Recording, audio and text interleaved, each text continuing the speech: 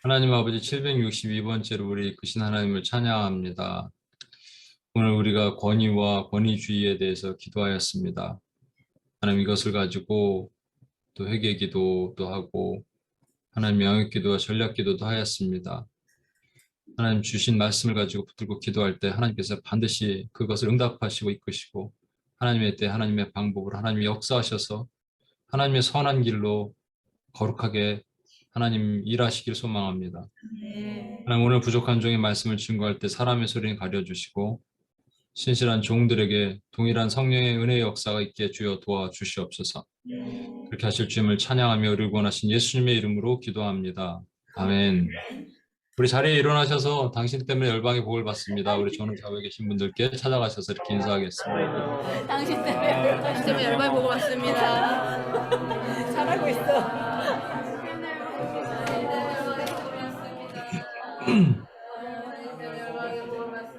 목사님 스피커 볼륨을 한번 올려봐 주시면. 예, 알겠습니다.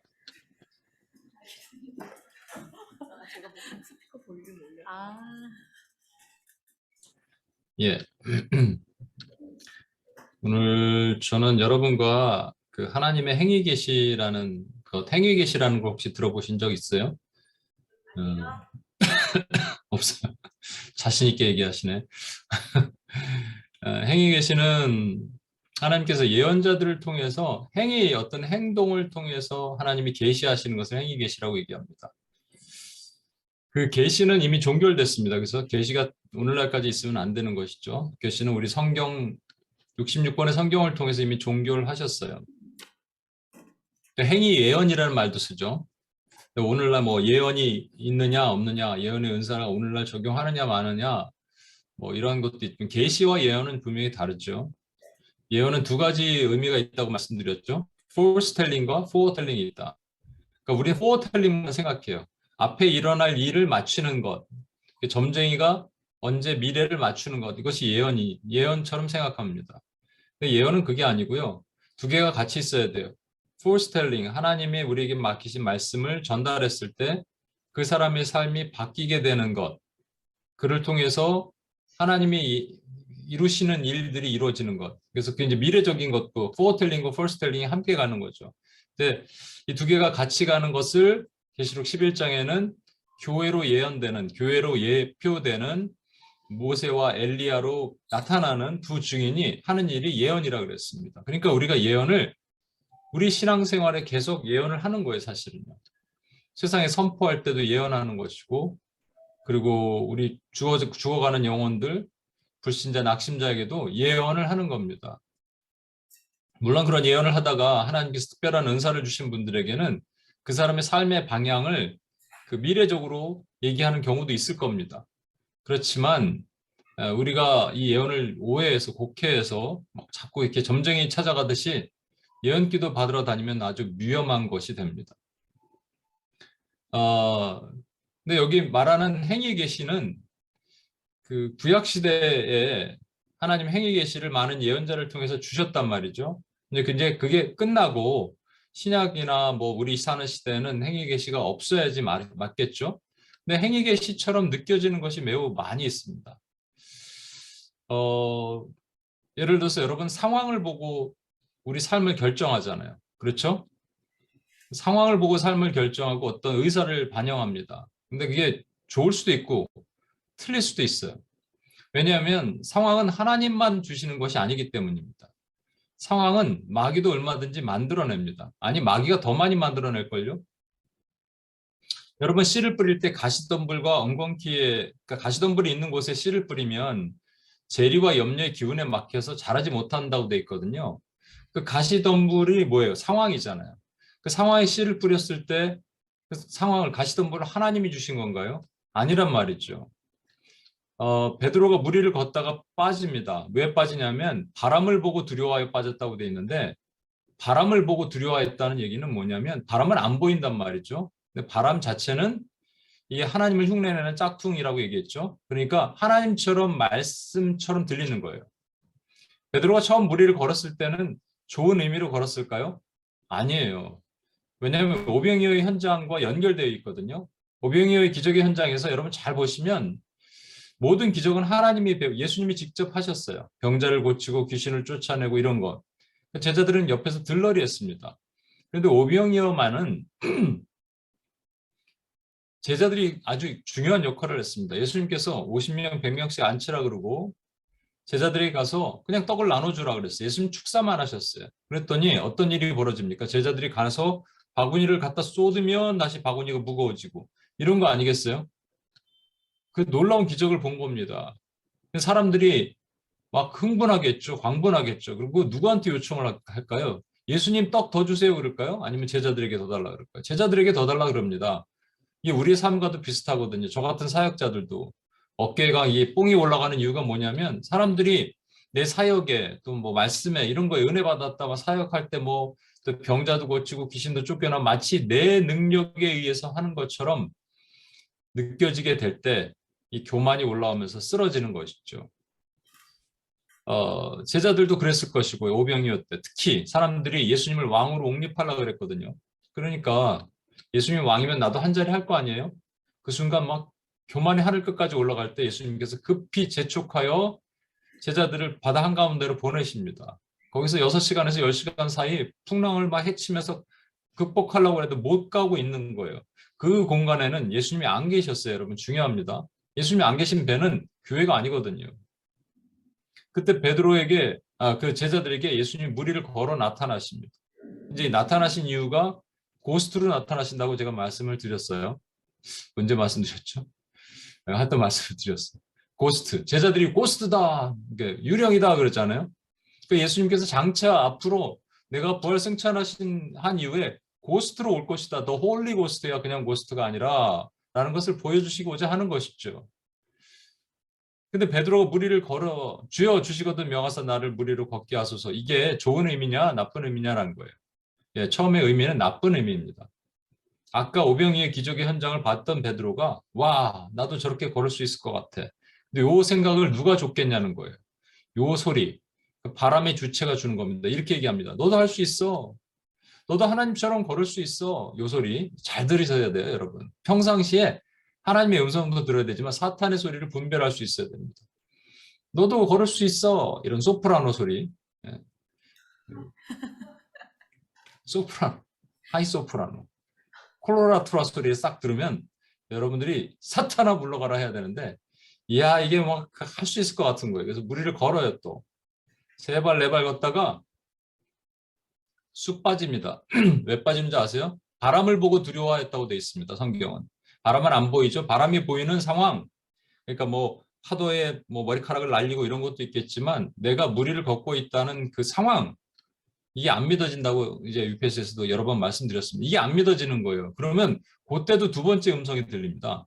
넌 안 돼. 네가 무리를 걷는 게 말이 돼? 넌 인간이잖아. 좀 전까지는 네가 할 수 있다 그래놓고 지금 와서 안 된다 그럽니다. 이게 뭐냐면 마귀가 일관성이 없는 놈이에요. 속여 자꾸 미혹하는 거예요. 그 우리 힘으로 할 수 있다고 한다고 한 다음에 안 된다고 해갖고 빠지게 만드는 겁니다. 그걸 뭐라고 얘기하냐? 상황, 시츄에이션이라고 얘기하는 거예요. 시츄에이션을 보고 우리가 두려워하는 거죠. 그래서 여러분 성황당만 있는 게 아니에요. 상황당도 있어요. 시츄에이셔널 가스가 있다니까요. 그러니까 상황을 보고 우리가 하나님이 나를 이끄셨다, 하나님이 열어주셨다, 뭐 이렇게 자꾸 잘못 얘기를 하면 위험할 수가 있습니다. 그래서 많은 검증과 분별이 필요한 거예요. 근데 그런 상황과 매우 흡사하지만 하나님께서 전적으로 하나님의 주권적으로 나타나신 행위를 통해서 나타나시는 계시가 있어요. 우리가 잘 아는 타임스퀘어 철치의 데이블 월커스 목사님이 있습니다. 우리 카이 형제 규선자면 또 여기서 열심히 또 선교 일도 하고 그랬는데 개인적으로 데이블 월커스 목사님 참 존경하고 귀한 분입니다. 제가 미국 처음 갔을 때 어떤 분이 책을 줘서 이분의 그 영어로 된 전기를 뭐 읽었어요. 쭉 읽으면서 참 대단하다라는 생각이 들었습니다. 이분이 1931년생입니다. 그러니까 11년에 돌아가셨죠. 1911년에 교통사고로 텍사스에 돌아가셨는데 어느 날 이분이 펜실베니아에서 이제 시골교회에서 목회를 시작할 때 하나님께서 그냥 편하게 시골교회 목회를 하면 되는데 하나님의 음성이 들렸습니다. 뭐라고 그러냐면 TV를 꺼라. 오늘날로 말하면 인터넷 꺼라 이런 거죠. 넷플릭스 꺼라. 유튜브 꺼라. 그러니까 뭐 그렇게 많이 받겠어요. 목회자가 뭐 시간이 많아서. 그러니까 조금 볼 수 있는 건데 그것마저 끄라는 것이죠. 네가 시간이 없다라는 겁니다. 여러분에게 하나님께서 이렇게 말씀하시면 끄십시오. 끄시고 하나님의 일을 하시는 거예요. 그러니까 이분은 그래서 뭘 할까 하다가 뉴욕에 이제 펜실베니아에서 뉴욕을 올라올 기회가 돼서 뉴욕의 브루클린 쪽을 이렇게 가다 보니까 거기에 마약, 갱단 이런 걸로 또 청소년들이 되게 힘들어하는 것을 보게 됐는데 그때 1958년입니다. 라이프 잡지에 한 10대 소년들이 살인죄로 기소된 그런 글을 보고 가슴에 깊은 애통함을 느끼게 돼요. 그래서 그때 틴 챌린지 미니스트리를 만듭니다. 젊은 10대들을 변화시키는 도전을 주는 미니스트리. 근데 이것을 하나님이 기름 부으셔갖고 미국 전역으로 확산이 돼요. 엄청난 영향력을 주고요. 그리고 많은 젊은이들이 죽게 돌아오는 그런 일을 하게 됩니다. 그리고 이분이 본부를 텍사스에 세워요. 텍사스에서 그 사역을 잘 하다가 예전에 이제 뉴욕에 있었기 때문에 뉴욕에서 이 사역을 하다가 텍사스로 내려간 것이죠. 1958년에 이제 이 사역을 시작했으니까 그리고 1989년에 1958년에 시작해서 1986년에 그러니까 28년 만에 뉴욕으로 돌아옵니다. 왜냐하면 또 다른 하나님의 성령의 깊은 통곡을 본인이 아니 느껴요. 그래서 마음을 계속 우는 거예요. 뭐가 해결되지 않은 뭐가 있구나. 뉴욕을 처음에 이럴 때는 이제 우리가 은혜를 받았던 장소로 다시 가는 게 맞죠? 베델에서 은혜를 받았던 야곱이 20년 만에 돌아왔을 때 다시 베델로 돌아가야 되잖아요. 그렇죠? 그게 엘베델이라 그러죠. 마찬가지입니다. 그래서 여러분이 은혜를 받은 장소를 기억하시고 여러분의 그 믿음이 떨어지고 은혜가 떨어지면 그때로 다시 돌아가 보는 거예요. 이분도 거기로 가본 겁니다. 뉴욕을 가봤더니 뉴욕 42가를 걷다가 충격을 받고 너무 가슴이 아픈 거예요. 1986년만 해도 많이 좋아졌겠죠, 옛날보다. 많이 좋아졌겠지 하고 왔는데 여전히 거리에는 몸을 파는 여인들과 마약상들이 질비했습니다. 제가 미국에 처음 왔을 때만 해도 그 줄리아니 시장이 시작되면서 많이 공권력을 투입해서 많이 좋아졌다고 하는데도 밤에 제가 이제 34가에서 일을 했는데 34가에서 그 폴 오토리티까지 걸어가는데 밤길에 여러 번 그 이상한 사람들 만난 적이 있어요. 지금은 조금 많이 더 나아졌겠죠? 근데 이때는 얼마나 그랬겠습니까? 그래서 이분이 결심을 하고 하나님께서 마음을 주셔서 타임스퀘어 처치를 세웁니다. 그리고 우리가 잘 아는 2007년도에 하나님께서 데이비드 윌커슨 목사님에게 또 마음을 주세요. 그래서 맨하탄에 다 길을 막고 1시간 동안 기도하라. 1시간이면 된다. 이렇게 말씀하셨대요. 그래서 이분이 이제 연락을 쭉 하죠. 교회들에게. 각 교회들에게 연락하고 한인교회, 미국교회 연락해서 한 공식적으로 12,300명인데 뭐 어떤 분은 2만 명이 넘었다고 합니다. 여러분 그 현장에 계신 분 있었을지 모르겠는데 저는 이제 2007년, 2008년 두 번 하고 이제 끝났는데 그때 다 있었습니다. 이제 하나님께서 데이비드 윌커슨 목사님에게 어떤 행위를 통해서 계시하신 거예요. 뭔가 말씀하시는 겁니다. 그죠? 계시라는 건 이제 끝났다고 하니까 우리 계시라는 표현을 좀 쓰긴 뭐하지만 그래도 구약의 예언자들을 통해서 하신 말씀처럼 뭔가 왜 그런지 모르겠는데 이렇게 하라 그러셨어요. 그러니까 그 일을 했습니다. 그리고 끝났어요. 그 다음에 어떤 결과가 나타날 거로 많은 사람들이 기대했겠지만 특별한 결과가 없었습니다. 근데 이제 제가 농담 삼아 진담 삼아 얘기하지만 2007년도 UPS가 세워졌잖아요. 저는 이분이 그 타임스퀘어를 이렇게 해서 같이 기도하는 것 때문에 UPS를 세운 건 아닙니다. 그런데 그 영향력이 분명히 있었던 건 사실이에요. 이 계시를 통해서 저도 뭔가 영향력을 받은 것도 사실입니다. 또 2007년도에는 1907년 평양과 원산의 100주년 기념이라 그래서 많은 한국 분들이 계시를 받고 왔어요, 여러분. 행동을 보인 거예요. 행위예요. 비행기 값 들여갖고 그거 여기 미국에 와서 뭐 인구 뭐 연고도 없는데 와갖고 뭐 빈 교회를 들어가면 되겠지 하고 왔는데 교회가 뭐 문을 팍팍 열어주나요? 그래서 제가 섬기던 교회도 뭐 이렇게 사람들이 들어왔었고 같이 기도도 하고 했습니다만 그런 일들이 있었습니다. 그런데 그때 그 사건들 그런 일을 통해서 제 마음에 뜨거운 불씨가 세워졌어요. 그래서 내가 기도를 해 내가 근데 뭔가 무슨 일이 일어났나 저는 봤죠. 몇 개월 정도. 그게 한 3월, 4월 이렇게 됐을 때고 이 타임스퀘어 처치가 이렇게 한 것은 아마 6월, 7월 이렇게 됐을 겁니다. 그래서 하나님이 이렇게 뭔가 드라이빙 하시면 예, 순종하겠습니다 하고 UPS를 세웠죠. 하나님의 행위 계시를 통해서 우리는 뭔가 내가 결정을 할 때 중요한 역할을 하나님 하게 하십니다. 이게 성경에 다 나오는 얘기예요.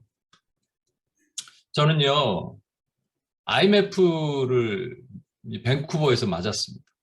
이제 그 전에 제가 뭐 한번 간증한 적이 있지만, 저 2주 간격으로 여러 가지 어려운 사건들이 있었어요. 제가 그 1996년도죠. 96년도에 독일에 3개월간 연수를 간 적이 있는데, 그때 허파에 바람이 들어갔고, 너무 좋겠다. 그래서 제가 다 이게 회사를 정리하고, 갔다 와서 회사를 정리하고, 보내줬더니 회사를 정리하고 그래서 혼났죠. 아무튼 그러고 나서 딱 회사를 관두고 2주 만에 저희 어머니가 뇌출혈로 쓰러지셨습니다. 그게 2주 간격으로 제가 다 얘기 못하는 한 4가지가 있어요. 2주 간격으로 탁탁. 마지막에 2주 간격은 제가 이제 그래도 조금 딜레이 시켜갖고 원래 유학을 미국이나 뭐 저 퀘벡 쪽으로 가려고 했었기 때문에 어학연수도 겸하여 이렇게 좀 하려고 그동안 모아놓은 돈으로 저뿐만 아니라 같이 직장 동료였던 후배를 데리고 같이 간 겁니다. 밴쿠버에 딱 도착을 했습니다. 도착하고 2주 만에 요런 신문 딱 요렇게 생긴 건데 요건지 정확하게 모르겠는데 캐나다 신문을 그 호스트 뭐라 그러죠? 호스트 마더라 그러나요? 그분이 저한테 딱 주더라고요. 이게 저는 뭔지 모르고 사전 찾아봤어요. IMF 크라이시스가 뭐지? 그래갖고 IMF 이게 뭐야? 그리고 사전 찾아봤더니 한국이 망한다는 얘기더라고요. 네. 그러한 것을 통해서 저에게 물론 전 한국 사회에 연결된 얘기지만 저 개인에게는 분명히 하시는 말씀이 있었어요. 이걸 여러분 분별을 잘 하셔야 돼요. 이제 마귀의 것과 하나님의 것을 구분하셔야 됩니다. 이 계시를 통해서 하나님이 이 뭔가를 통해서 상황을 통해서 아니 행위를 통해서 하나님 말씀하시는 것을 우리가 함께 들을 수 있어야 되죠. 저도 마찬가지입니다. 그래서 제가 이때 이제 꼬꾸라졌습니다. 그리고 지금 말씀드린 지금 이게 어떻게 보면 UPS랑 연결되는데 그때 선교에 대한 마음을 갖게 되고 전혀 선교에 대한 관심이 없는 사람이 선교에 대한 마음을 갖게 돼요. 그래서 UPS의 초창기에서는 제가 기도를 할 때 지금도 많이 이제 선교지를 위해서 기도하지만 선교 외에는 기도를 하지 않았어요. 근데 그러다가 우리 영역 기도라는 것들도 좀 포함하고 교회 기도도 좀 더 포함하고 이렇게 됐죠. 포커스는 그렇게 됐습니다. 그게 이제 전부 선교라는 것을 나중에 알게 됐지만 성경에 보면요. 하나님께서 행위 계시를 하는 확실한 사례들이 여러 가지가 있습니다. 예언자들을 통해서. 첫 번째 여자를 안고 있는 이 사람은 누구냐면 호세아입니다. 하나님은 호세아에게 너는 음탕한 여인을 만나서 결혼해라 라고 말씀하세요. 음탕한 여인을 만나서 결혼하는데 문제가 뭐냐면 이 여자가 자꾸 도망가. 그럼 이제 사람들이 물어볼 거 아니에요? 저 아내분은 어디 가셨어요? 예, 저 어디 좀 출타했습니다. 근데 맨날 뭐 출타할 수가 있겠어요? 그럼 또 데리러 갑니다. 도망가서 뭐 하느냐? 딴 남자랑 살림 차리고 살고 있어요. 그러면 그냥 데려올 수 없고 돈을 줘서 데리고 와야 됩니다. 그래서 은 15개와 보리 한 호멜 반 합치면 은 30입니다. 은 30이 우리 주님이 우리의 당신의 몸값으로 우리를 사시는 거잖아요. 이거 보여주시려는 거죠. 이스라엘 백성들이 그 당시에 자꾸 하나님을 버리고 다른 신을 섬기거든요. 그러니까 이 호세아에게 네가 음탕한 여인을 만나서 자식을 낳고 음탕한 여인이 바람나면 데려오고 그래서 내 마음을 알라 하는 건데 호세아에게 행위 예언을 하게 하신 거예요. 많은 사람들이 물어볼 때 이상하다. 이 여자는 맨날 어디를 가나? 그럼 나 같으면 버릴 텐데 안 버리고 꼭 또 데려오네. 근데 그걸 보면서 하나님의 마음을 알아라 라는 것이죠. 또 여기 이렇게 누워 계신 분은 여기 그림을 좀 더 보면 이렇게 누워 있습니다. 이렇게 누워 있는 분은 뭐냐면 이 토판 위에다가 그게 지금 위에 보면은 이 그림이 예루살렘 성전의 그림이에요. 예루살렘 성의 그림이에요. 예루살렘 성을 그리고 거기에다가 공성퇴라 그러죠. 나무를 삥 두른 것이 이제 전쟁을 벌일 때 보면 공성퇴가 있잖아요. 그렇게 그 막 성을 진격하기 위한 타워 같은 거죠. 타워. 그 타워에다가 사닥다리, 옆에 밑에 보면 사다리가 있죠. 이렇게 성을 올라가는 사다리가 있고, 그리고 이 사람이 이렇게 철판을 들고 있잖아요. 그러니까 철판을 들고 있으니까 저쪽에 적지는 절대로 무너지지 않는다는 걸 보여주는 거죠. 이 사람이 누구냐면 에스겔입니다. 하나님은 에스겔에게 이렇게 말씀하신 다음에 너는 왼쪽으로 누워서 390일을 누워 있어라. 그래서 이스라엘의 죄를 담당하고 그 다음에 끝나면 오른쪽으로 누워서 40일 동안 누워 있어서 유다의 죄를 담당하라 이렇게 말씀하셨어요. 혹시라도 이 집에 놀러 오는 사람이 밤에 잠을 자는데 자꾸 왼쪽으로만 누워 있는 거예요. 아, 형님 이렇게 누워 계시면 담 걸립니다. 이렇게 얘기할 거 아니에요? 그때 얘기할 거 아니에요. 내가 이렇게 누워 있는 이유가 뭐냐? 북이스라엘의 죄를 담당하는 거예요. 이 집에 놀러 온 사람이 이거 보면서 이게 뭡니까? 이렇게 이스라엘은 예루살렘은 점령당할 거야, 공격당할 거야 라는 얘기를 하게 하는 것을 보면서 사람들이 깨닫도록 하는 거죠. 좀 더 나가서 예스겔에게 하나님께서 너는 인분불, 똥을 말려서 그거로 떡을 구워 먹어라. 와, 이건 좀 심하죠. 그러니까 하나님께서 행위 예술이 아니라 행위 계시를 하게 하시는 것은 조금 어떻게 보면 지나친 것들도 있어요, 사실은. 그러니까 똥에다가 이렇게 떡을 구워 먹어라 그러니까 하나님 저는 부정한 것을 먹은 적이 한 번도 없습니다. 그랬더니 그러면 소똥에다 구워 먹어라.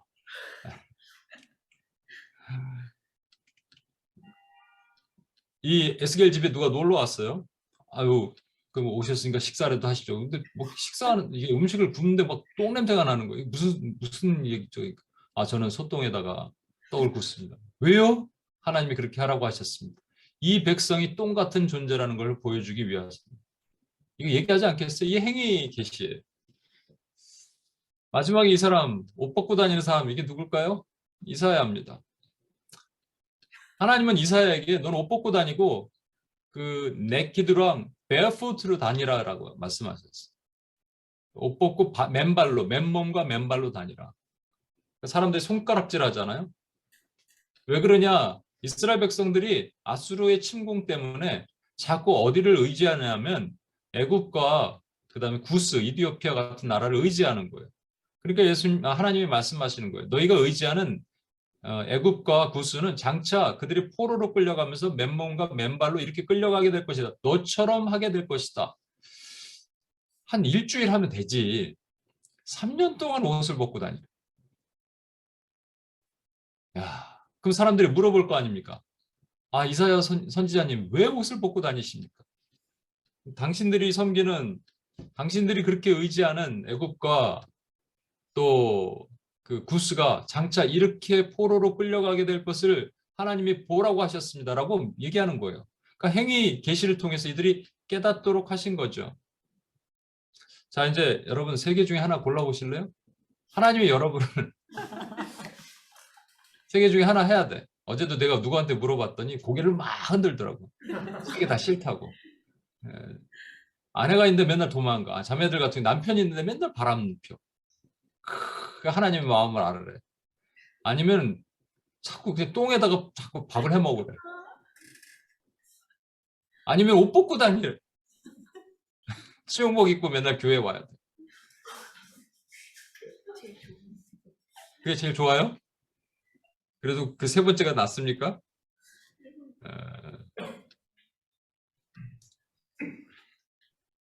또 한 사람이 있습니다. 우리 잘 아는 예레미야는 하나님께서 행위 계시를 아예 세 개를 붙여서 말씀하세요. 첫 번째는 뭐냐면 너는 이 땅에서 아내를 맞이하지 말며 자녀를 두지 말라. 장가가지 말라는 얘기예요. 두 번째는 초상집에 들어가지 말라. 세 번째는 잔치집에 들어가지 말라.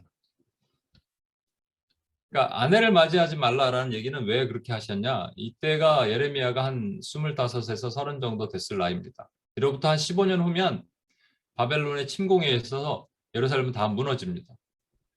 그래서 장가 가야 되는데 장가를 자꾸 안 가고 있으니까 사람들이 물어볼 거 아니에요. 뭐 누가 주소는 좀 해줄 테니까 뭐 소개팅 좀 할래? 네, 저는 결혼 안 합니다. 왜?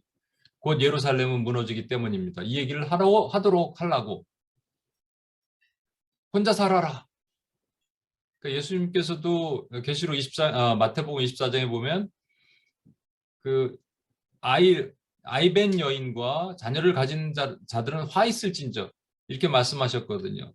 우리 그 페루의 선교사님 말씀하신 거 기억나는데 선교사들이 정말로 그 너무 귀하게 사역하는데 한 가지에 걸린다는 거예요. 자녀들 때문에. 자녀를 국제학교 보내고 자녀에 대한 포커스하다 보니까 사역이 자꾸 마음이 콩밭에 가 있는 경우들이 많다는 거죠.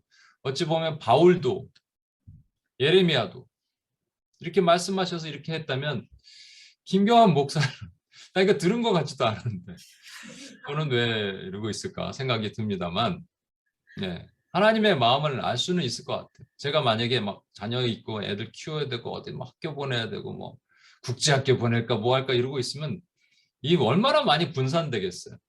제가 늘 말씀드리지만 제가 만약에 이렇게 결혼해서 자녀를 두고 아내를 두고 있었으면 누가 어떤 목사님이 말씀해 주셨어요. 이혼당하기 딱 좋은 사역을 하고 있대요. 제가 정말 아침 저녁으로 지금 왔다리 갔다리 하고 있고 막 그러니까 제 시간이 없거든요 사실은. 초상집은요, 지금은 우리가 초상집을 들어가지 말라 뭐 그럴 수도 있겠지만 당시의 초상집은요, 이스라엘은 공동체입니다. 그래서 누군가 아픈 사람이 있으면 힘든 사람이 있으면 죽은 사람이 있으면 그 집에 가서 같이 고걸 해주고 울어주는 것이 공동체적인 의무예요. 그 의무를 다하지 못하면 퇴출당합니다. 잔치집도 마찬가지고요. 이거 왜 하지 말라 그러셨을까요? 여러분, 초상집은 평범할 때 초상집 가는 거지 전쟁 중에 초상집 가는 경우 있습니까?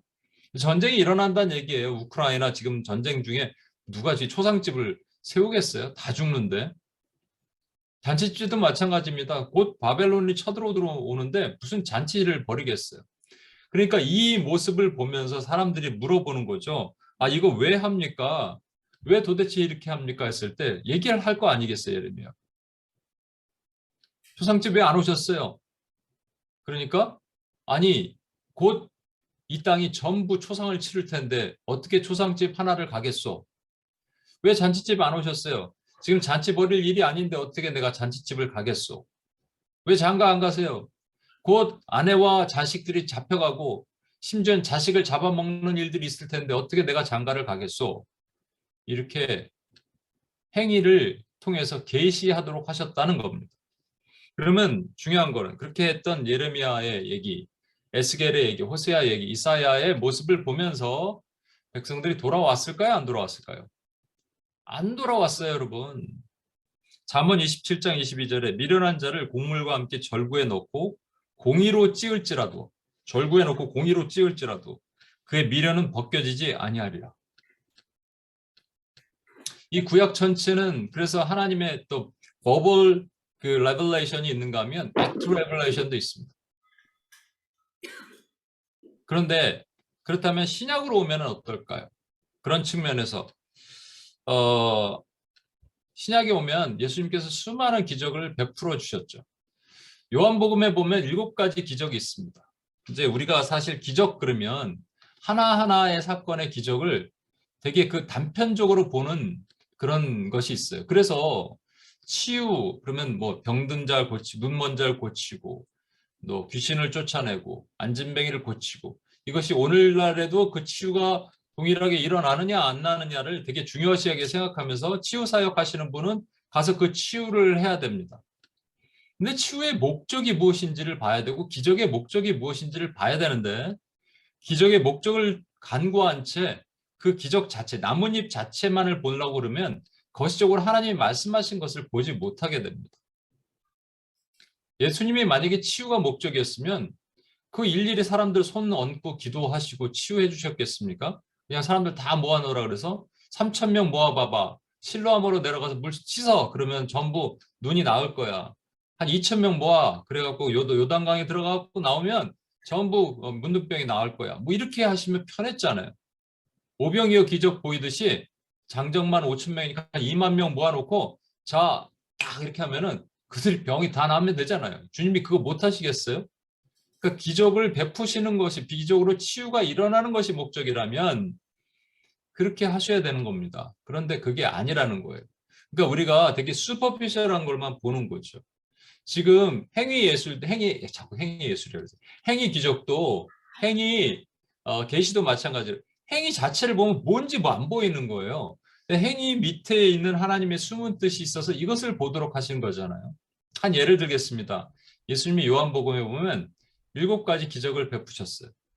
근데 첫 번째 기적이 가나의 혼인잔치에서 물을 포도주로 만든 사건이고, 두 번째는 가버나움에서 병들어 죽게 된 관리의 아들을 고치셨고, 세 번째는 베데스다 연못에서 38년 된 병자를 고치시고, 네 번째는 오병이어 기적이고, 다섯 번째는 무리를 걸으셨고, 여섯 번째는 실로암에서 소경된 자를 고치시고, 일곱 번째 베다니에서 죽은 자를 나사로를 살리셨어요. 이걸 전체를 제가 오늘 할 시간은 없으니까 그냥 첫 번째와 끝에만 잠깐 얘기를 할게요. 전부 이게 구슬이 연결된 것처럼 전부 연결돼 있고 하나의 주제를 가지고 말씀을 하시는 겁니다. 그게 복음이고요. 구원입니다. 가나의 혼인잔치에서 물을 포도주로 만드신 사건의 핵심은 뭐냐면 그들이 이제 돌 항아리가 있었는데 돌 항아리가 비어 있고요. 그 돌 항아리에 물을 채우라 하신 다음에 물이 포도주로 바뀌었습니다. 돌 항아리가 왜 비어 있어야 될까요? 돌 항아리는 비어 있으면 안 되잖아요. 왜냐하면 그들이 혼인잔치입니다. 돌 항아리는 그들이 손을 씻고 가는 곳입니다. 그런데 그들이 그토록 예수님이 제자들한테 뭐 손 안 씻고 밥 먹는다 뭐라고 그래놓고 정작 그들은 사람이 안 보면 그거 별로 중요하게 생각하지 않는다는 얘기예요. 그걸 뭐라고 얘기하냐면 율법주의 또는 행위라고 얘기하는 겁니다.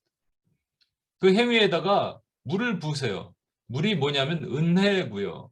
은혜를 통해서 구원이라는 포도주가 만들어진다를 보여주시는 겁니다, 이게.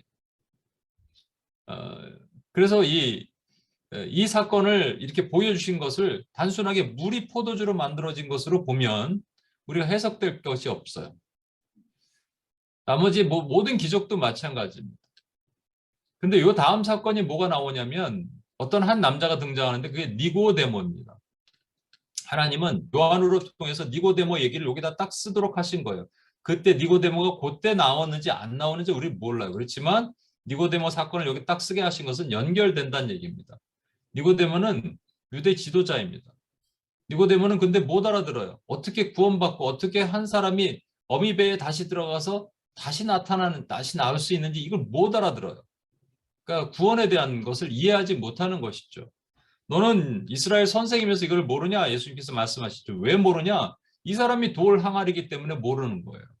이 사람의 관점은 행함을 통해서 구원을 얻어야 되는데 자꾸 예수님은 어디 몸에 들어갔다 나오라고 자꾸 다시 나오라고 얘기하니까 이게 뭔 얘기야? 못 알아듣는 거죠. 그에게는 은혜가 없었어요. 물론 나중에 니고데모는 은혜를 받게 되지만 은혜가 없었어요. 그러니까 행함으로 돌 항아리로 구원을 아무리 받으려고 해도 못 받을 때 하나님께서 또 다른 성경에 또 다른 얘기를 연결시켜 주시는데 그것이 요한복음 4장에 나오는 수가성 여인이에요. 이 여인도 항아리를 들고 나옵니다. 뭘 길러? 물을 길러. 근데 그 물, 네가 들고 있는 그냥 일반 물 말고 내가 주는 물을 마시면 영원히 목마르지 않을 거야. 그게 은혜야. 그것으로 너는 구원받아라고 얘기하신 거예요. 그게 기적의 본질입니다. 이게. 그렇다면 이 7번째 이게 건너뛰어서 일단 7번째로 넘어가서 나사로를 살리신 사건은 한 사람은 죽은 자를 살리신 하나님의 초자연적인 기적. 와, 이게 죽은 자를 살리셨다. 사람에게 보여주려고. 이게 아니고요. 본질이 있습니다. 본질. 예수님께서 그 죽은 자를 살리셨을 때 나를 통해서 영광을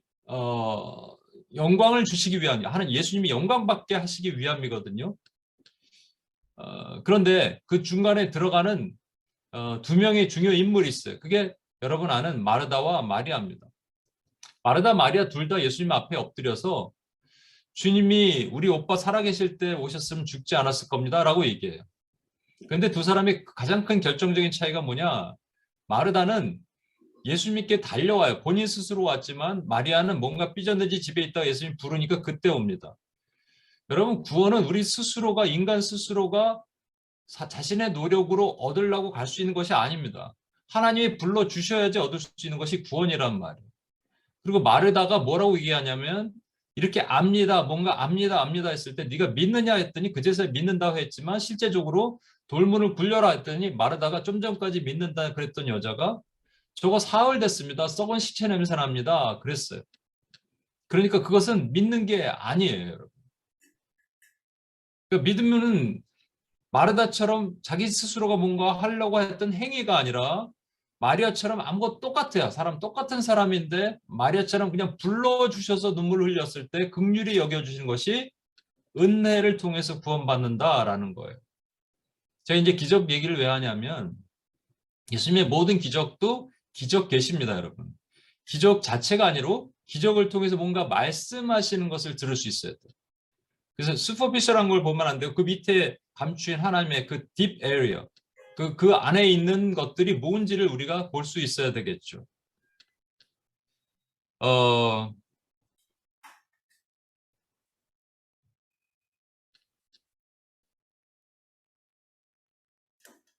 그런 측면에서 거시적 관점에서 영적 타수를 우리 IPTC, 왜 지금 IMF가 나오나요? IPTC 훈련할 때 이 얘기를 제가 합니다. 근데 뭐 훈련 안 받으신 분도 있으니까 잠깐만 살짝 말씀을 드리면 여러분 에스겔서에 보면요. 천사 스랍이 나오는데 스랍이 이렇게 그 안에 들어가 있고 그를 둘러싼 두 개의 바퀴가 있고 바퀴에는 여러 개의 눈이 있어요. 근데 바퀴가 스랍이 앞으로 가면 바퀴가 그 안에서 같이 따라가는 거예요. 스랍이 가면 같이 가고 안 가면 이렇게 가고 이렇게 한다는 것이죠. 그 바퀴를 많은 학자들은 대부분 이렇게 해석합니다. 하나님이 운행하시는 역사의 수레바퀴. 그러니까 여러분 어떤 사건, 지금도 이게 상황으로 보면 상황이라고 보이겠지만 상황이 아니라 우리가 하나님의 행하심으로 본다면 하나님 행위를 통해 한 계시를 본다면 뭔가 그 안에 하나님이 뜻하시는 일하시는 것을 우리가 감춰진 것을 볼 수가 있어야 되겠죠. 아프리카는 식민지를 당해서 수많은 열방에 식민지를 당한 슬픔과 아픔이 있는 국가입니다. 대륙입니다. 뭐 남미도 마찬가지지만. 그러니까 수많은 나라가 이렇게 쪼개서 아프리카를 나눠 먹었어요. 그런데 그게 슬픔만 있는 것은 아니에요. 그러지 않았으면 아프리카는 지금도 힘들지만 지금보다 훨씬 더 열악해졌을 수도 있습니다. 정령주의가 아주 팽배한 곳이고요. 거기 식민지가 그러니까 그 기독교 식민지 사상이 들어가면서 뭐 그 이걸 갖고 많은 분들이 그 비판하고 하긴 하지만 그렇지만 그 인프라스트럭처가 들어갔어요. 그러니까 뭐 문화와 병원과 교육과 뭐 많은 것들이 함께 들어가고 복음의 영향력도 들어갔습니다. 그래서 많은 나이지리아 쪽 일부, 케냐 이런 많은 기독교 국가들이 왜 세워졌느냐?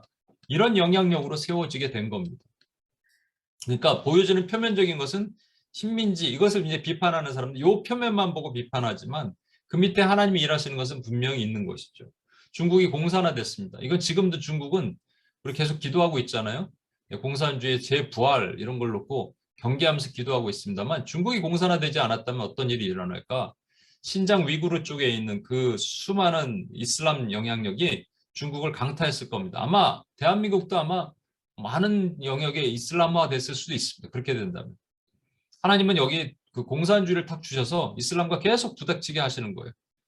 그래서 결국은 중국을 공산화 시키는데 이슬람화 시키지는 않으셨어요. 물론 이로 인해서 지금 뭐 교회 박해도 있고 여러 가지 어려움도 있지만 1억 명의 크리스찬리티가 있는 나라가 됐습니다.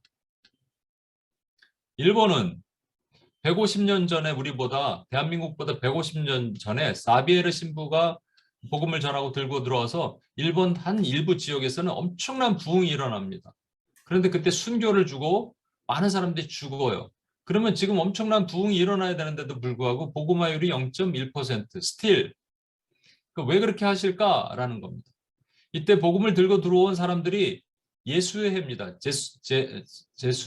예수의 바티칸의 예수의 소속입니다.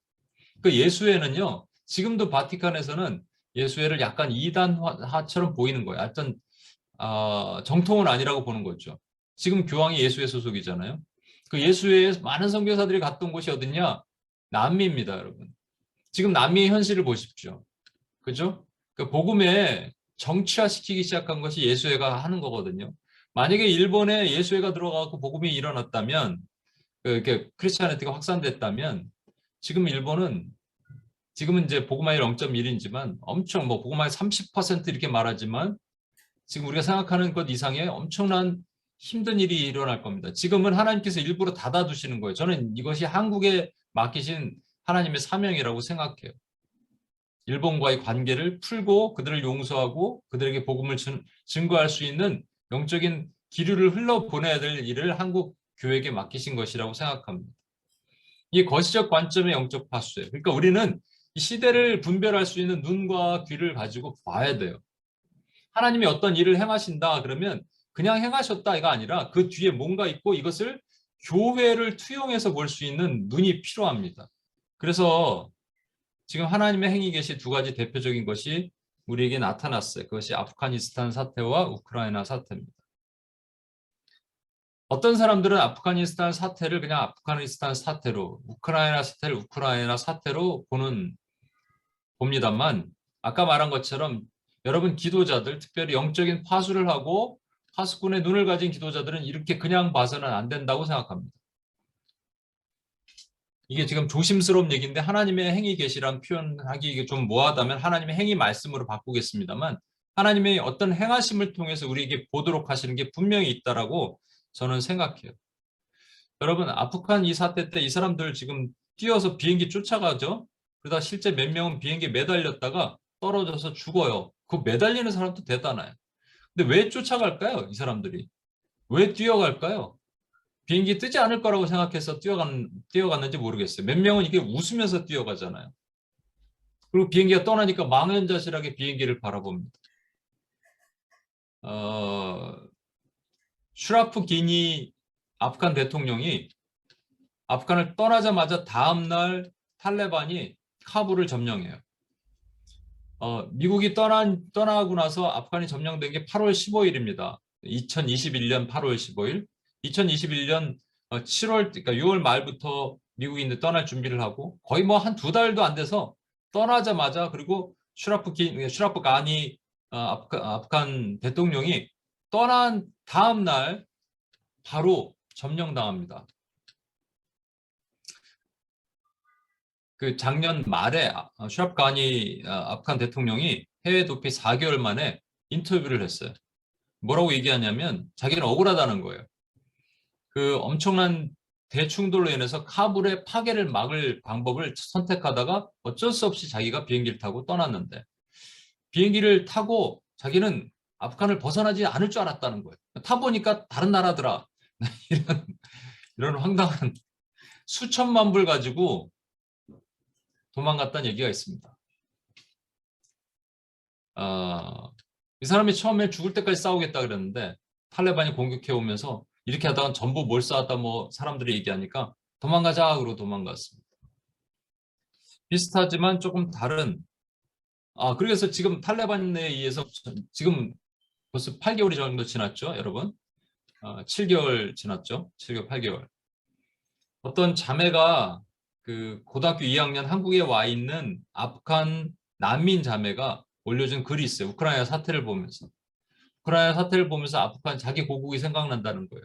고국에 있는 자기 친구들 연락을 해보니까 고등학교 여자니까 교육을 못 받아요, 이제는. 자매들은 교육을 못 받아요. 그리고 전부 남자들도 샤리아법에 의해서 교육을 받습니다. 그래서 이미 끝났어요, 여기는. 슬프지만 끝났어요. 우리가 계속 기도는 해야 됐죠. 물론 이 땅에 교회들이 있습니다. 그런데 이것을 그냥 하나의 어떠한 사태로 볼 거냐 아니면 그 뒤에 숨겨진 하나님의 의미를 교회로 투영해서 볼 거냐가 우리가 되게 중요하겠죠. 반대로 우크라이나는 지금도 전쟁을 벌이고 있는데 블로드미르 젤렌스키 대통령은 전쟁 발발 이후에 많은 사람이 이 사람 도망갈 거다, 망명할 거다, 심지어 미국에서 망명을 제의를 했어요. 근데 안 갑니다. 안 가겠다 그랬습니다. 러시아는 심리전을 벌이기 위해서 젤렌스키 대통령이 이미 도망갔다 이렇게 얘기하지만 그때 화상에서 계속 나타나죠. 나 안 도망갔다. 끝까지 싸울 것이다. 이 모습으로 해서 전 국민이 대동단결을 합니다. 해외 원조와 언론의 지원까지 일어납니다.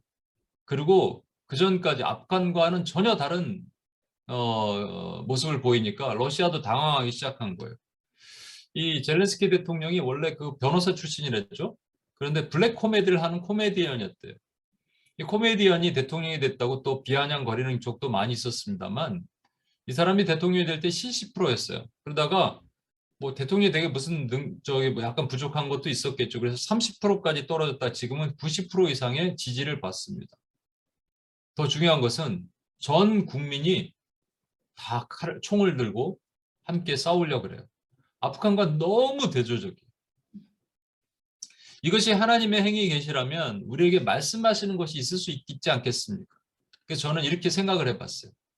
왼쪽을 아프간 교회, 오른쪽을 우크라 교회.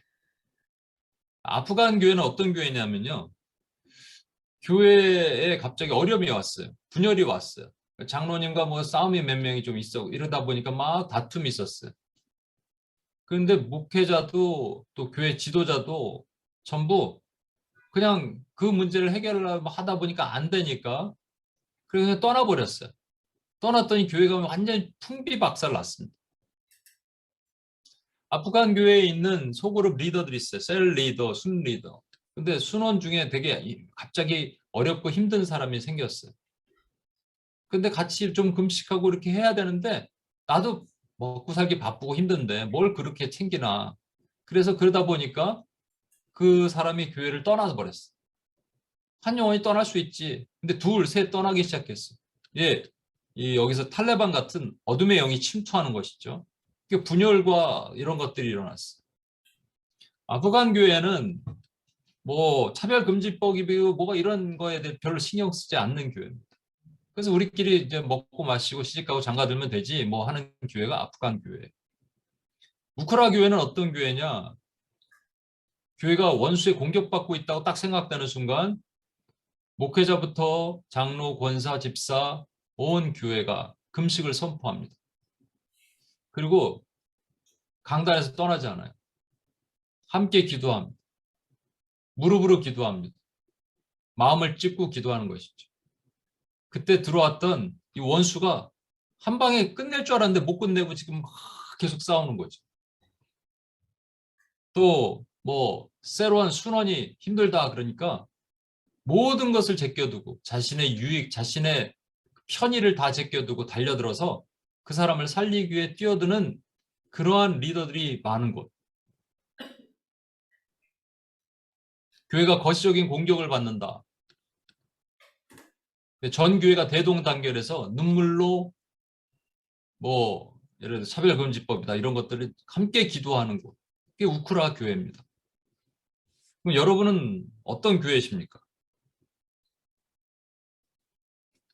제가 요거에 관련된 이게 지금 하나는 아까 가니 대통령은 떠나서 싹 도망갔고 여기는 젤렌스키 대통령은 그냥 있잖아요. 그래서 이걸 보다가 저는 예수님의 모습이 생각났고 예수님이 하신 말씀이 하나 떠올랐어요. 그게 바로 이 말씀입니다. 같이 한번 읽어볼게요. 요한복음 10장 11절에서 15절 나는 선한 목자라 시작. 나는 선한 목자라 선한 목자는 양들을 위하여 목숨을 버리거니와 삭구는 목자가 아니요 양도 제 양이 아니라 이리가 오는 것을 보면 양을 버리고 달아나나니 이리가 양을 물어가고 또 해치느니라. 달아나는 것은 그가 삭구니 까닭에 양을 돌보지 아니함이나 나는 선한 목자라 나는 내 양을 알고 양도 나를 아는 것이 아버지께서 나를 아시고 내가 아버지를 아는 것 같으니 나는 양을 위하여 목숨을 버리노라. 예, 여기서 보면 두 목자가 있죠. 선한 목자가 있고 싹구는 목자가 있는데 싹구는 목자도 아니래요. 그러니까 선한 목자는 양을 버리지 않고 그 자리에서 같이 죽기를 결단하는 마치 젤렌스키 대통령, 한 대통령을 제가 너무 칭송하는 건 아니고요. 예를 드는 겁니다. 그런 거라면 이 삭구는요, 그냥 쑥 도망가 버리는 거예요. 그게 저는 떠올랐어요, 여러분. 근데 여러분 잘 보시면 예수님이 스스로 나는 선한 목자다 그런 거예요. 당신, 나 자신을 나는 착해, 선해 이렇게 말하는 건 좀 그렇죠. 근데 여러분, 우리가 잘 아는 비유, 선한 사마리아인 비유에서 놀라운 비밀을 하나 알려드릴까요? 선한 사마리아인 비유에는 선한 사마리아인이라는 말이 없습니다. 그 말을 누가 쓰나요? 우리가 쓰는 거예요. 선해 보이거든요. 선한 행동을 해 보이니까 선한 사마리아인이라고 말합니다. 그런데 어떠한 부자 청년이 예수님께 와서 선한 선생님이여 했다고 혼났어요. 왜 나한테 선하다고 하느냐? 선한 분은 하나님 한 분이다. 그 부자 청년은 왜 예수님을 선하다고 할까요? 선한 행동을 해 보이니까, 뭐 착한 일을 해 보이니까. 근데 예수님 말했죠. 세상에는 착한 일을 한다고 선한 것이 아니고 하나님이시기 때문에 선하다라는 거예요. 그죠? 하나님이시기 때문에 선한 겁니다. 선한 행동을 해서 선한 것이 아니라. 그러면 여기 선한 목자라고 얘기한 것은 하나님이시기 때문에 그분이 선한 목자란 얘기예요. 그러니까 이 세상엔 전부 싹군이에요, 여러분. 저와 여러분도 싹군이에요. 왜냐하면 우리 양이 아니거든. 제 양이 아니니까 이리가 오니까 도망가는 거예요. 안 그렇습니까? 근데 제 양이라고 생각하면 도망갈 수가 없어요. 예수님께서 베드로에게 너희가 이 사람들보다 나를 더 사랑하느냐고 뭐라고 말씀하셨습니까? 첫 번째, 내 양을 먹이라 하셨는데 원래 원뜻은 우리 뭐 성경에도 그렇게 되어 있을 거예요. 내 어린 양을 먹이라예요. 그 어린 양이라는 것은 양새끼예요, 여러분. 큰 양이 아닙니다. 양새끼는 안 먹이면 죽어요. 근데 먹이라 그랬으니까 누구 양이에요? 예수님의 양이에요. 선한 목자 양이란 말이에요. 근데 그게 내가 왜 먹여? 내가 왜 먹여 하는 순간 우리는 싹군이 되는 것이고요. 예, 알겠습니다. 내가 먹이겠습니다 하는 순간 선한 목자의 영향력을 받은 나 또한 선한 목자가 되는 겁니다. 우리는 선할 수가 없어요, 절대. 선할 수가 없어요. 선한 분은 하나님 한 분이에요. 그런데 그 선한 분이 선하시기 때문에 나에게 선한 영향력을 주셔서 그 선한 일을 주신다면 우리 선한 거예요. 여러분, 불의한 청지기 얘기하시잖아요. 불의한 청지기가 주인이 온다 그러니까 갑자기 화들짝 놀라서 주인의 돈을 막 나눠줍니다. 탕감 다 시켜줘요. 나중에 주인이 보고 잘했다고 하는 거예요. 저와 여러분에게 맡기신 것을 그냥 주인 거지만 영들을 위해서 나에게 맡기신 양들을 위해서 내가 목숨 걸고 다 한다면 그것이 선한 겁니다. 지금 우리나라의 교회들, 미국 교회, 한국 교회는 과연 어느 교회가 많을까요? 아프간 교회가 많을까요? 우크라 교회가 많을까요? 이리가 올 때 교회를 위해서 목숨 걸고 지키는 교회, 원수의 공격받고 누가 쓰러지고 추풍낙엽처럼 떨어지고 있는데 그때 교회를 위해 금식하면서 한 영혼을 위해 함께 울어주고 슬퍼하는 그런 사람이 많은 교회일까요? 아닐까요? 이건 목회자만 얘기하는 게 아닙니다. 아까 말해 그래서 내가 셀장, 순장 얘기한 거예요. 셀장, 순장 아니라면 나는 아닌데 그럼 상관없어요, 여러분? 여러분 그러면 다 하나님의 백성들이잖아요. 그럼 여러분은 괜찮을까요? 그래서 제가 마지막으로 세 가지 직분을 한번 얘기하겠습니다. 첫 번째 직분은 관리자입니다. 매니저예요. 매니저는 뭐 하는 사람이냐면 시킨 일만 하는 사람입니다. 시킨 일만 해요. 이 사람에게는 사실은 이 회사는 내 게 아니에요. 시킨 일만 하면 됩니다. 월급 받는 사람이에요. 여러분 UPS 안에서 여러분은 어떤 분이에요? 이 시킨 일만 하는 사람들. 시킨 일만 하는 사람들은 아프면 오늘 또 아파서 안 나오신 분 계시나? 잘못 얘기하면 또 시험 드는데. 오늘따라 그러지 마시고 전반적으로 말씀드립니다. 아파도 안 나오면 돼요, 그냥. 하루. 왜? 아프니까. 내가 중요하니까, 내가 소중하니까. 그런데 CEO는 책임자라고 얘기합니다. 책임자는 시킨 일만 하지 않고 시킨 일 밖에 뭐가 있는지 또 눈여겨보는 사람이에요. 근데 이 사람은 관리자랑 책임자의 차이는 책임자는 그 사람이 없으면 안 되니까 웬만하면 아파도 그냥 있으려고 노력은 해요. 중심은 뭐냐? 일이에요, 일. 전부 관리자도 일이고 책임자도 일입니다. 세 번째는요, 이걸 리더라고 얘기합니다. 리더는 일을 보지 않고요, 비전을 보는 사람입니다. 리더는 비전을 제시하고 비전을 공유하고 비전을 살아내는 사람을 리더라고 얘기합니다. 다시 비전을 제시하고 비전을 공유하고 비전을 살아내는 사람을 리더라고 얘기합니다. 리더십 훈련할 때 우리 리더십, 디사이플십과 리더십이 있잖아요. 디사이플십을 제자도라고 한다면 리더십은 없어요. 무슨 도란 말이에요. 리더도란 말 안 쓰잖아요. 왜 그럴까요? 이게 이제 권위주의 영향 때문에 그런 것 같아요. 리더 그럼 권위주의. 근데요, 리더에 좋은 말이 있다니까요. 제자도에 반대되는 좋은 말이 있어요. 그게 스승도란 말이에요. 그러니까 리더는 스승입니다. 스승은 어떤 사람이냐면요. 세상에 1만 스승이 있지만 아비의 마음을 품은 스승이 없다. 하나님 맡긴 양을 나의 것처럼 생각하고 정말로 아까 그 젤렌스키 대통령처럼 원수의 공격이 왔을 때 함께 싸우고 죽기로 각오하는 그러한 교회, 그러한 리더가 있는 곳. 여러분은 묻겠습니다. UPS 안에서 리더십니까? 책임자십니까? 아니면 관리자십니까? 여러분이 섬기는 곳에서 리더십니까? 아니, 여기서 리더가 아니면요, 여러분 섬기는 곳에서 리더가 될 수가 없습니다. 저는 UPS 안에서는 뭐 리더 역할을 할 게 없는데, 거짓말이에요. 그런 말은 없습니다. 스승이에요, 스승 다.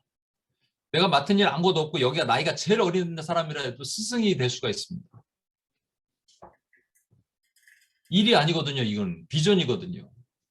비전 공동체를 함께 나가는 것은 일이 아니에요. 일이라면 책임자냐 관리자냐 이거 생각해야 되는데 그게 아니란 말이에요. 이런 사람이 한 교회에 있으면, 이런 사람이 몇 명만 교회에 있으면 교회는 살아납니다. 한국교회, 미국교회가 왜 오늘날 이렇게 슬픈 현실을 맞았냐? 왜 이렇게 죽어가느냐? 아프간 교회만 바글바글하고 우크라 교회가 없기 때문에. 다시 말해서 선한 목자이신 예수님께서 주신 사명, 나는 양을 위해 내 목숨을 버리노라 한 사명을 그대로 부여잡은 리더가 없기 때문에 그래 교회가 어려운 것이 아닌가라는 생각을 합니다. UPS도 마찬가지고. 그래서 우리가 다시 한번 마음을 추스리고 기도해야 됩니다. 여러분에게 두 가지가 있기를 소망합니다. 첫 번째, 영적인 눈을 가지십시오. 어떤 눈이냐면요, 하나님의 행위적으로 말씀하시는 계시를 그 밑에 투영된 교회를 위해서 뭘 기도할 수 있는지 모든 상황들이에요. 그냥 스쳐 지나갔다면, 그동안에 우리는 그냥 이렇게 뭐가 있었나 보다 생각했다면 그런 것들을 하나님께서 뭐를 말씀하시지라고 생각하면서, 뭐 폭우만이 하나님이 내리신 비가 아닙니다. 작은 이슬비에서도 하나님 말씀하신 것을 들을 수 있고 그 뒤에 우리가 무엇을 기도해야 될지 늘 고민하고 생각하는 사람들이 리더입니다. 비전을 생각하는 사람이거든요. 그 사람들이 리더입니다. 그리고 내가 혹시 책임자로, 혹시 그냥 아니면 관리자로 끝나고 있었다면 우리 철저히 우리 안에서 회개해야 됩니다. 이게 가니 대통령이에요. 힘들면 떠나요, 여러분. 어려우면 떠나거든요. 비전에 같은 사람들은 떠날 수가 없습니다. 우리가 다시 마음을 추스리고 하나님 앞에 갈 때 여러분을 하나님의 강한 하나님의 리더로, 군사로 세우실 겁니다. 우리 여러분의 기도를 통해서 여러분의 교회 또 UPS를 하나님 우크라 교회로 다시 만들어 주실 겁니다. 우리가 기도할 때 하나님의 군대가 여러분의 섬기는 교회, 뉴욕 교회, 한국 교회에 다시 세워지게 하실 것입니다. 하나님의 선한 목자들이 선한 목자의 사명을 가진 선한 목자가 될 수는 없지만 우리는 하나님이 선하시기 때문에, 그렇지만 선한 목자의 영향력을 받은 그런 일꾼들이 일어나는 교회로 세우게 하실 것입니다. 아멘. 우리 같이 한번 이 찬양을 한번 했으면 좋겠는데요. 제가 우리 최근에 심영진 목사님, 이 LA에 계시죠. 그분이 지금 얼마 전에 목회 안수를 받은 걸로 알고 있는데 시편 147편에 있는 가사래요. 근데 이거 너무 좋은 게 저는 요즘 그래요. 주어가 내가 아니라 하나님을 높이는 그런 찬양. 이게 너무 좋습니다. 너무 감격스럽습니다. 우리 주는 위대하고 능력이 많으시대요. 지하 무궁하시며 인자가 영원하시대요. 상한 자를 고치시며 상처를 싸매시고 별들의 수를 세시며 이름을 붙이셨대요. 그가 구름으로 하늘을 덮으시고 땅을 위하여 비를 준비하십니다. 비 준비하시는 게 이 제목이거든요. 여러분, 비를 준비하십니다. 예루살렘아, 교회여 여호와를 찬양하라. 내 하나님을 감사함으로 그 앞에 나가며 주임제 앞에 경배하라. 여러분, 우리에게 이 맡기신 놀라운 사명, 우리가 영적인 눈으로 파수하고 하나님 그 비전을, 공동체적 비전을 끝까지 붙들고 나가는 하나님의 종들이 될 때 하나님께서 준비하신 비를 우리 가운데 내려 주시옵소서. 이렇게 기도하고 나가는 저와 여러분이 되셨으면 좋겠습니다. 같이 한번 찬양하겠습니다.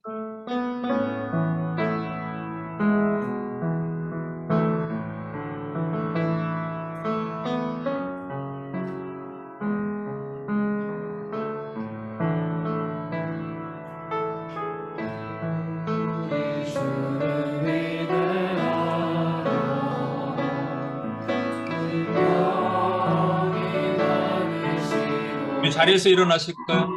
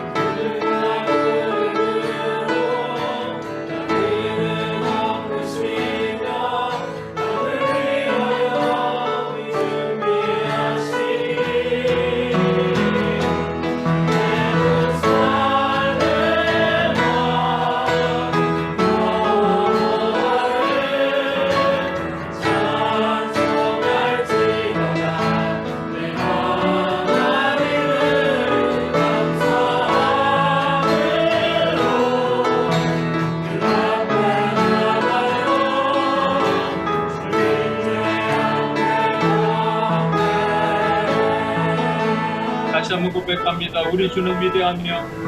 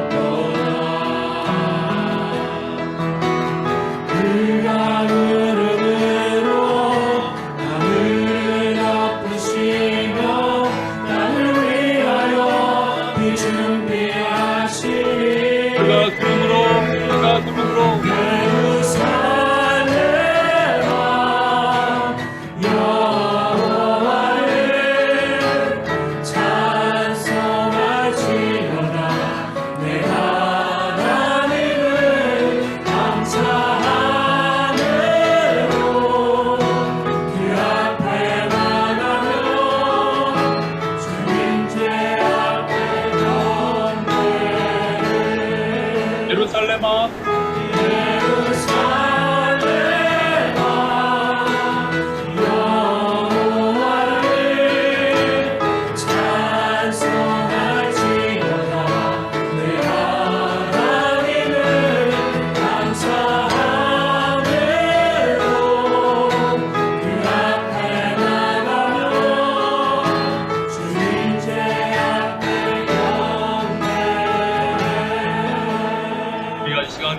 하겠습니다. 여러분 어떠십니까? 하나님의 행위 계시를 보여주실 때 우리 마음이 동화한 적이 있으십니까? 아니 아프간 사태, 우크라 사태를 보면서 여러분 마음이 힘드시고 아까 그 네빌 윌커슨 목사님이 애통하는 마음이 있었던 것처럼 어떤 그런 것들이 느껴지십니까? 그렇다면 성령께서 저와 여러분에게 행위로 계시하시는 것을 여러분 들으시는 거예요. 말씀하시는 걸 듣는 겁니다. 듣고 있다면 같은 비전을 가진 공동체란 뜻입니다. 여러분 그렇게 부르신 거예요. 이런 것이 있다면 이제는 그냥 있을 수가 없습니다. 하나님 말씀하시는 걸 보고 이걸 교회에다 투영해야 됩니다. 하나님 오늘날 많은 교회가 아프간 교회처럼 그냥 원수의 공격에도 아랑곳 않고 나 살 길 찾아서 헤매는 그런 리더십과 그러한 또 하나님 교인들이 있는 교회들이 너무나도 많음을 회개합니다라고 우리가 울부짖어야 돼. 그러한 교회 같은 교회들이 세워지게 해달라고 주님께 부르짖어야 돼. 목사와 장로와 권사와 집사와 단관 낭세 사이에서 마음을 찢고 주께 자복하고 기도하는 하나님의 그런 교회가 다시 일어나게 하여 주시옵소서. 원수의 공격에 축복낙엽처럼 쓰러지는 교회가 아니라 그것을 막았었을 때 원수가 쉽게 무너지지 않고 원수의 공격에서 승리하는 교회들을 세워 주시옵소서라고 저와 여러분이 하나님이 주신 이 행위 계시들을 보면서 우리가 기도할 수 있어야 됩니다. 그런 눈이 필요합니다. 먼저 그런 눈을 우리에게 달라고 기도하겠습니다. 그런 파수꾼이 되게 해달라고 기도하겠습니다. 하나님 보여주신 것을 그냥 간구하지 않고 그렇게 기도하는 하나님의 용사들이 되게 하여 주시옵소서. 주여 한번 외치며 기도하겠습니다.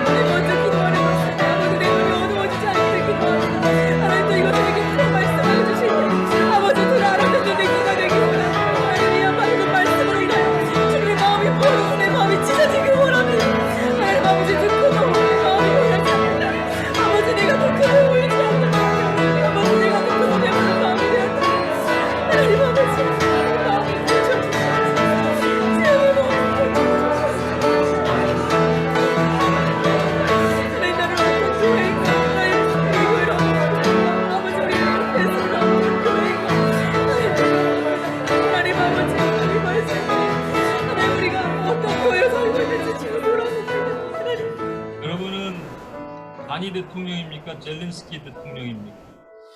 여러분은 관리자입니까? 책임자입니까? 아니면 리더이십니까? 스승이십니까?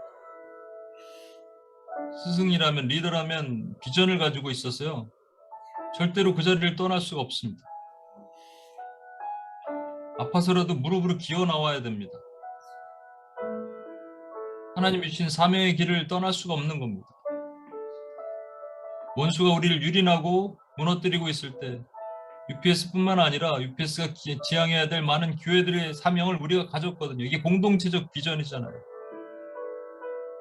그럼 포기할 수 없는 겁니다. 다시 한번 마음을 굳건히 세우십시오. 하나님 주신 이 사명 붙들고 굳건히 세우십시오. 하나님 주신 다시 오셨을 때 한 달란트를 땅에 묻어놓은 자가 아니라 5달란트와 5달란트를 만드는 착하고 충성되어 있는 종이 되었으면 좋겠습니다. 선한 목자이신 주님께서 내 양을 나에게 맡기셨는데, 하나님의 양을 나에게 맡기셨는데, 그 양을 하나님 아버지, 내가 그 사명을 하나님 포기하지 않기를 원하며 게으르게 하지 않기를 원하며 그냥 관리자로 맡긴 것만 하고 책임자로 그 바운더리만 일하는 것이 아니라 리더로서는 주의 종들이 되게 스승이 되는 주의 종들이 되게 도와달라고 우리 여러분 자신을 하나님께 올려드리며 주여 한번 외치며 같이 한번 기도하겠습니다. 주여!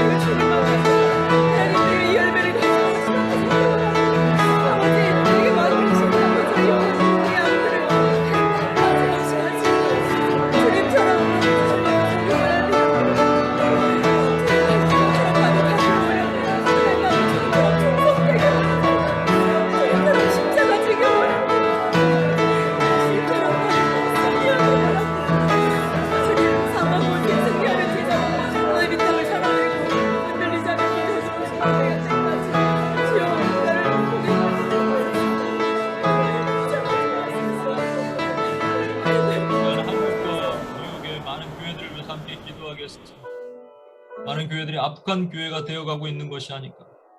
영적 싸움을 싸우지 못하는 거예요. 이리 때가 오는데 싹구는 도망간대. 목자도 아니랍니다. 도망간답니다. 자기의 유익과 편의를 위해서. 조금만 어려워도 힘들어도 영적인 싸움을 싸우지 못하는 것이죠. 영적 전쟁에 무기력한 많은 교회들이 있습니다, 여러분.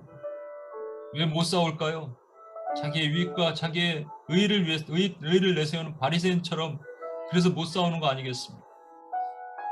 수천만 불 비행기를 들고 도망가면서 비행기를 탔더니 국경을 넘었더라. 말도 안 되는 얘기를 하는 것. 어찌 보면 우리의 핑계가 이런 것이 아닌가. 우리가 속해 있는 교회, 이 뉴욕 땅에 있는 교회, 미국의 교회, 한국의 교회를 위해서 다시 한번 우리 부르짖으며 기도합시다. 주여, 이 땅의 교회들이 혹시 악한 교회로 되어가고 있다면 주여 용서하여 주시고 하나님 주신 사명 붙들고 끝까지 서는 교회가 되게 하여 주시옵소서. 우리 목회자를 하나님께 올려드리며 우리 장로님들, 권사님들 하나님께 올려드리며 우리 리더십을 하나님께 올려드리며 순장과 셀장들 하나님께 올려드리며 하나님 아버지 맡긴 사명자들이 하나님 정말로 하나님 주신 사명을 감당해 이리 때가 들어왔을 때도 싸울 수 있는 하나님의 강한 전사들이 일어나게 도와달라고 우리 주여 한 번에 치며 같이 한번 기도하겠습니다. 주여!